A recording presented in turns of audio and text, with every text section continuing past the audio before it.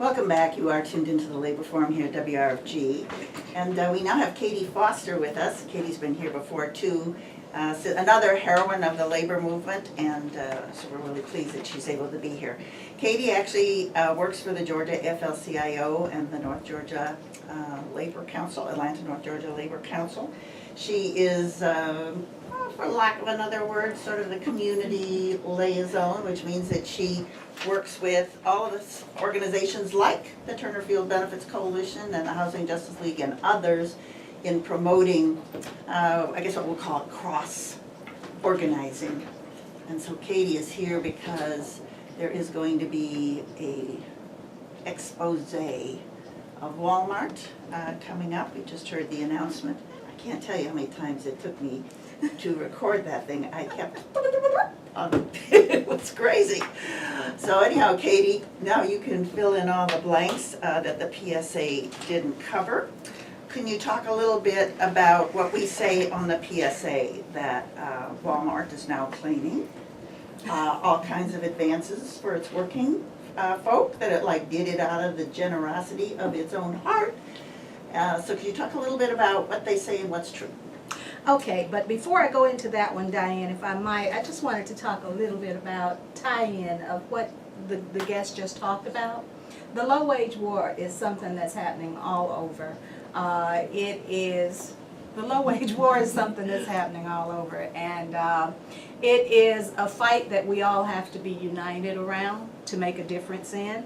And I just wanted to share a few facts with you. If you out there in Radio Land could actually raise your hands, I'd ask you these questions first of all. One, how many people out there know someone who lost their health care in the last year? I would ask you how many people you know, or you yourself, who has to work 2 or 3 jobs just to make ends meet. I'm not talking about live lavishly. I'm talking about be able to feed, clothe, and house your family. How many of people out there who think that you are comfortable when it's time to retire? Well, these are the same kind of struggles that the workers at Walmart are facing every day. This expose Walmart tour is designed to actually highlight and uplift the atrocities that the workers are going through, but also to remind the American people that we are paying taxes for millionaires every day out of our pockets. And when we think about the fact that we as citizens of the United States, we actually pay, we make less than what, $3,000, or we pay up to $3,000 in taxes. And you've got billionaires who are not paying any taxes. They're getting tax breaks. And that's one of the things we really want to uplift. The 2017 Expose Walmart Tour is a 22-state, 30-plus city cross-country tour that will expose the many real stories of Walmart's low wages, poor benefits, taxpayer-subsidized costs, and other negative community impacts. Walmart impacts the people like the stadium people that we're talking about. The tour kicks off in Phoenix, Arizona on May 15th and ends at Walmart's annual shareholders meeting in Fayetteville, Arizona. Arkansas, isn't it? It's Arkansas, okay, Arkansas, yes. On June 2nd, thank you. The tour will feature American workers, Walmart employees, community groups, elected officials, and leaders coming together to propose real solutions to the Walmartization that is hurting our economy, costing taxpayers, and destroying our jobs. And we in Atlanta are a part of that tour, and I'll just tell you right now that on Friday, May 19th at 2 p.m., we will be convening at the IBEW parking lot, which is located at 501 Pulliam Street. So if you can be there at 2 o'clock, we really would love to have you there. Give you a little bit about the background on Walmart. Walmart is the largest private employer in the United States with approximately 1.5 million workers.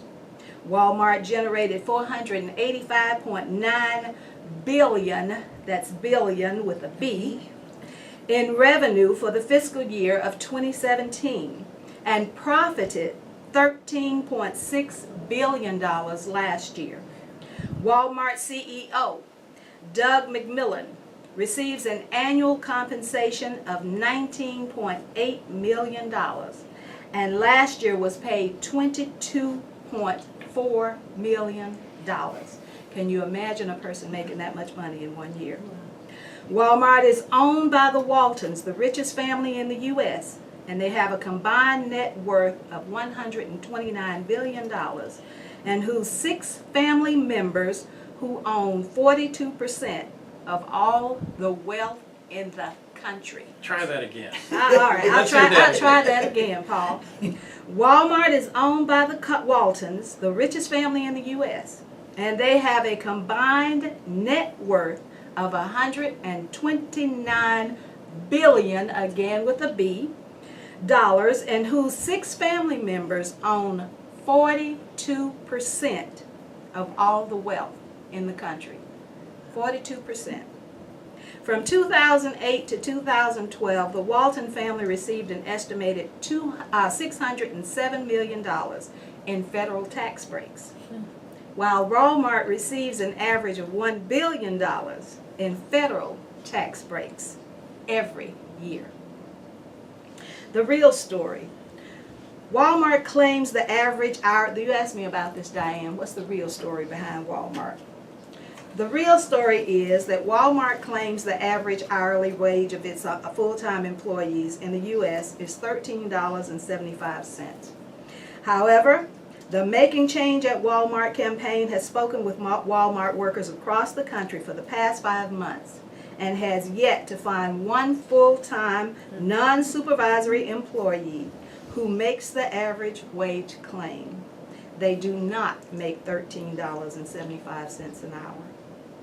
Tens of thousands of Walmart workers are paid so little that they rely on governmental assistance programs to survive, like food stamps, Medicaid, and subsidized housing.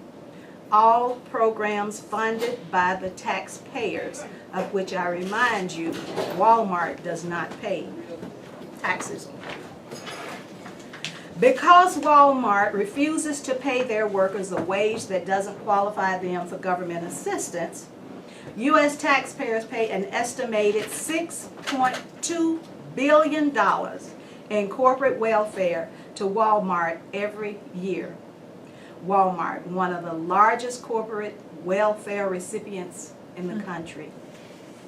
$6.2 billion in federal tax dollars could be used for community improvement projects such as Turner Field, public education funding, local and state infrastructure rebuilding, or according to May 2016 annual median wages, excuse me, hiring 111,000 teachers, or could have hired 104,000 police officers. A single Walmart supercenter cost taxpayers an estimated $904,542 and $1.74 million per year in public assistance money, simply because these are low-wage workers. Walmart does not pay them the money they deserve and takes all these millions to put in their CEO's pockets. A single full-time Walmart family or employee working 35 hours a week with 2 kids still qualifies for Medicaid and food stamps, even if they make Walmart's average wage claim of $13.75 for full-time hourly workers. The mayor of the town of Beech Grove, Indiana, a community of 15,000 residents, was so fed up with the excessive police calls that drained taxpayer dollars and local police resources that he passed an ordinance declaring Walmart a public nuisance. The Beech Grove Public Nuisance Ordinance calls for a fine of up to $2,500 per police dispatch call if exceeding 10 calls per month, and limits theft calls to stolen items amounting to $50 or more. Walmart cheated thousands of Walmart workers out of their hard-earned wages from 1998 to 2006 in Pennsylvania, resulting in a $240 million wage theft settlement after 14 years of Walmart trying to deny payment to the American workers that they stole from. Irregular schedules and insufficient sick days, all these things that all of our low-wage workers face. But at Walmart, it makes Walmart a difficult place for families to work. It's hard to be able to schedule your days and not know how you're going to take care of your children, not be able to be home with your children when they're sick without losing pay. So in 2001, the largest gender-biased class action lawsuit in U.S. history was filed against Walmart and has sparked lawsuits that continue to this day in 2017, alleging pay and promotion practices that adversely impact women. Walmart is consistently ranked as the largest importer of foreign goods in the U.S. and has eliminated and displaced hundreds of thousands of American jobs, going someplace else to exploit workers in another country. Since the year 2000, Walmart has lowered American retail workers' pay by an estimated $4.7 billion. And Walmart has spent over $800 million in the past 5 years in defense of a massive U.S. government investigation into their foreign business practices. The U.S. government has been looking into Walmart's potential violations of the Foreign Corrupt Practices Act, and whether or not Walmart bribed government officials in markets from Mexico to India and China. This is what the investigation is about. So the bottom line is that Walmart's profits and corporate culture relies on consistently low or stagnant wages, taxpayer-funded corporate welfare, high turnover, and outsourcing to boost their profits and CEO salaries. It's outrageous that a company as wealthy as Walmart would ask taxpayers to subsidize its operations while profiting billions and paying their executive millions of dollars. And while consumers might think that they are paying a low price at the register, they're really being fooled into paying a much higher price when it comes to federal taxes, cost to local police departments, and Walmart's imports, causing the elimination or displacement of hundreds of thousands of U.S. supplier jobs. And the verdict is And the verdict, guilty. and the Of all verdict charges. is that Walmart is guilty. And it's up to us, though, to be informed on what the facts are. The facts that I just gave you about the billions in tax breaks that Walmart is getting, about the money that we're paying, low wage earners are paying out of their pockets so that Walmart won't have to pay taxes. Something's wrong with that picture. Something's wrong with that picture. And for low-wage workers across this country, everywhere, we have to have a fight. The previous guest talked about the $15 an hour, and that is what we are proposing across this country, be a minimum wage of $15 an hour. In Georgia, the federal law is even only $7.15. And in Georgia, I believe the minimum wage is $5.15. Is that $5.35? Is that right? $5.35, I believe. And who can live on $5.35 an hour? And if you fall under farm labor and you're working as in a restaurant or as a tip earner, you're making less than that, $2 and a little over $2 an hour. So if you don't get tips, you're messed up. So Diane, that's what this tour is about, that's coming through town, basically to uplift the stories of workers. We're going to have Walmart workers who are going to be telling their stories, not the stories coming from me and others, but from people who are going through this every day. And this whole tour has existed of that same type of setting, where we have the workers actually giving their stories and what's happening. So I wanted to ask, how is it then that, I mean, I've seen these fancy ads that Walmart puts on television, and they say it's a worker who's talking, I don't know, could be an actor for all I know. And they talk about, you know, how terrific this job is and the education benefits and stuff like that. And I, as a viewer, know that it cannot be true. Maybe there's one out of this 1 point something million Right. who has been able to climb the ladder of something to be able to get that. But I think the point that needs to be raised is when a retailer that's that big pays those low wages and those low benefits or non-existent benefits. And really, I don't think most Walmart workers work anything like a full week. My understanding is that most workers are at 20 or 24 hours a week. They never make full time. And what you talked about, that they're on call. Scheduling is terrible, yes. On the drop of a phone call. Right. And face discipline if not. So how is it, in your opinion, that Walmart, despite the mountains of evidence at trials and hearings and what workers say, still has the capacity to apparently convince a lot of people that all that's not true and that what they say is? Diane, it's a funny thing that, there's a poem that goes something about a dog who was on a porch and his tail, he was sitting by a rocking chair and that lady was rocking in the chair, and every time she would rock on his tail, then he didn't move. And somebody came along and said, "You're rocking on the dog's tail." And she said, "When it hurts bad enough, he'll move." So I think that's kind of where we are now. We have a lot of workers who are just glad to have a job and don't understand that they could do better and that they deserve better. They don't understand that they deserve a livable wage and they deserve treatment that is fair. They deserve the right, or have the right, to have fair scheduling so that you know how to plan your life with your children, how to do your work and what you need to do. But I think the other thing is that there are exceptions to every rule, exceptions everywhere.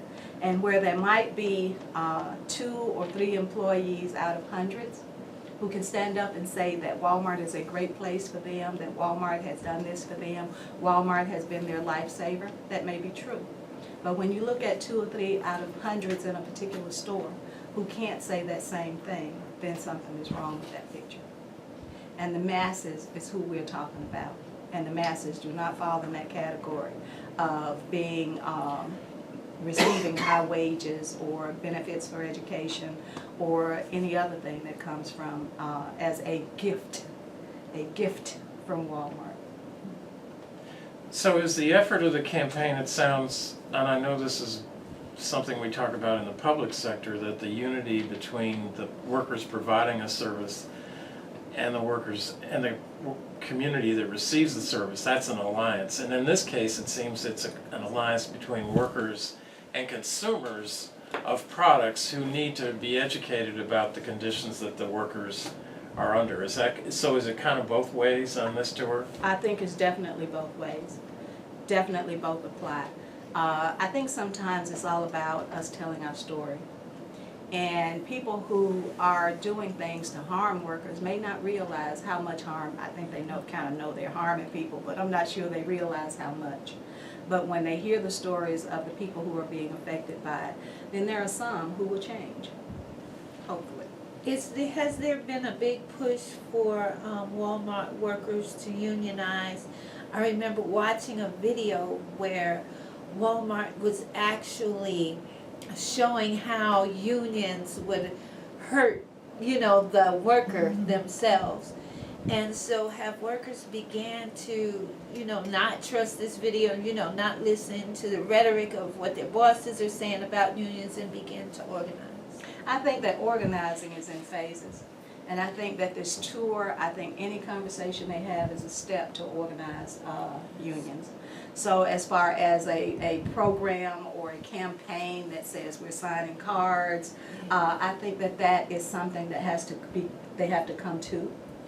But the process of a campaign from the beginning actually is within every discussion that takes place. I want to ask another question. For many years, Walmart didn't actually have stores in urban areas. They oftentimes were in outlying communities. And what that would happen then is that all these small businesses, all the mom and pop, the drugstores, the restaurants, the small food store, all different kinds of stores went out of business Yes. because, and so that you had many rural towns where their little downtown became a ghost town because just outside the town was this big Walmart that then drew people from all over. We now see Walmart moving into neighborhoods in the cities, and there might be some who say, oh, good, because now neighborhoods that didn't have this kind of access before do. But I'm wondering again about this same sort of process. We were just talking about the displacement around Turner Field, where corporations that have millions of dollars at their disposal go in and build something that the neighborhood really didn't want. And I think that we saw an example of that in DeKalb County. Can't remember the name of the exact streets, North Decatur and wherever. Scott Boulevard, yeah. Scott Boulevard. Where Walmart came in there, and so the whole neighborhood is really essentially changed both because of traffic and now other development that's around there. So I wonder if you could speak a little bit about that impact of a mega store in neighborhoods. Well, you're talking about economics, and the economic impact of Walmart coming in definitely is one that is tremendous, and depending on the neighborhood, what already exists, these mom and pop stores are the people who generally live in those communities, number one, so they're losing an income, and most times they hire somebody who is from that neighborhood and from the community, and many times they do more than just sell goods. They actually help the community, they help the community to develop, and Walmart coming in as this big giant, then everything changes from the economic standpoint of the community. Walmart is going to make money, no doubt about it, and people go in spending money because they think they're getting something at a cheaper price, and it's a one-stop shop. Walmart has everything. But they don't realize the impact that the taxes that are being taken from this Walmart coming into that community, the tax base is lost. So that means that you're going to have less police. You're going to have probably, in some cases, you may even wind up having less trash pickup or services that deal with child services. Everything that comes from the taxes is now at risk, because this Walmart has moved in and they're not paying a tax base. And many times the people who live in the communities are actually going to wind up having to pay taxes or make up the difference in the taxes that this store is getting a break on. Well, I think again, this point that you raised about the number of Walmart workers that are forced because of these low wages and these paltry paychecks to have to go to public services is one of the crimes. I remember, wasn't it like 2 Christmases ago where Walmart put a box out in a store and asked customers to put food in for their employees so they could have a good Christmas? That seemed to me, I remember that. Yeah. You'll see that a lot. I see that a lot in places where we are organizing, the Hyundai plants, the Ford plants. They will put boxes out and ask the employees to contribute for food pantry for the community or toys for the community, and give it in the name of the store. When the people coming in, either the consumers or the employees, are the ones who actually pay for everything. And then probably have to go to that same And have pantry. to go to the same, and the irony of it, Diane, is that they buy the stuff from Walmart to put in the box. So we just have a minute or so left. So if you wouldn't mind repeating the information in case people have their Friday afternoon this week free and can turn out to hear the real story. Okay, yes, it's going to be, the tour is called the Expose Walmart Tour. And the stopover in Atlanta, as I said again, I'm just going to share with you that this tour actually is covering 22 states and 30 plus cities.